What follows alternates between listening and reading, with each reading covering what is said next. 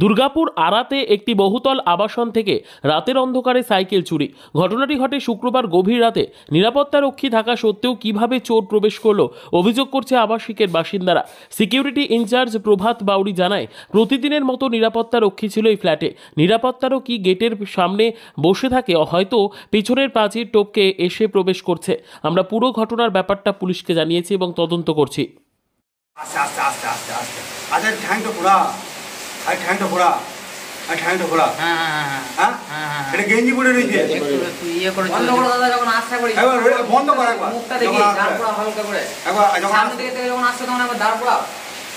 দাঁড় করা ঠিক বলেছি, ও ঠিক কথা বলেছে। একটু আগে দে, সামনে থেকে যখন আসছে তখন একবার দাঁড় করাও। হ্যাঁ এইটা দেখিয়ে এলে হবে না। পাটা একটু খোঁড়া রয়েছে, পাটা একটু খোঁড়া রয়েছে, পাটা একটু খোঁড়া। এইদিকে কেউ ব্যাটাম হচ্ছে, হ্যাঁ এইদিকে কেউ ঘস পড়া, এইদিকে কেউ হবে ঘস পড়া না, লোয়ার করা।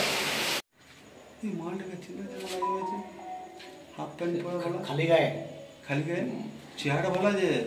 অনেকজনে দেখেন, অনেকজনে চুটি পরে না, ছুটি পরে না, খালি পায়ে আছে। হ্যাঁ পা তো মোটা সোটা ওটা, মোটা সোটা বলো, মোটা সোটা।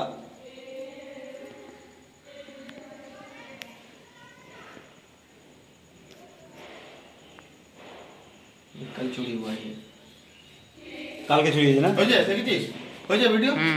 দাঁড়া, সাইকেল নামাচ্ছে আস্তে আস্তে, কোন দিকে যাচ্ছে দেখা যেত ভালো। ওখানে একটা কিন্তু গাড়ি আছে, उधर जाने दीजिए तो पता चलेगा, ये उधर गया नहीं है।